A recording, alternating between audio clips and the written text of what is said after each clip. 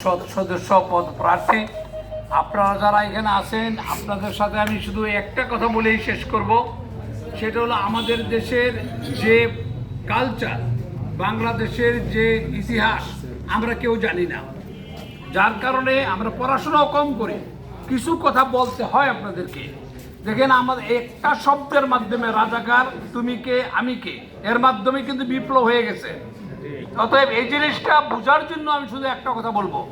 আমি একজন ৭১-এর জীবিত সৈনিক, যার কারণে বলছি রাজাকার শব্দ হলো একজন চতুর্থ শ্রেণীর কর্মচারী, মাসে ৭৫ টাকা বেতন। আর যারা এই দেশে সত্যিকার অর্থে পাকিস্তানিদের দোসর ছিল, তারা ছিল শান্তি কমিটির প্রধান। শান্তি কমিটিতে ছিল বড় বড় রাজনৈতিক নেতা, বড় বড় শিক্ষিত লোকেরা। সুতরাং এই শান্তি কমিটির একটা লোক জামাত ইসলাম থেকে ছিল না।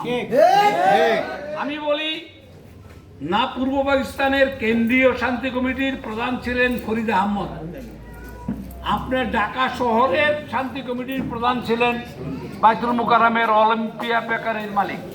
সুতরাং আপনাদের মনে সাহস নেন যে এই অপপ্রচারে ভুগবেন না।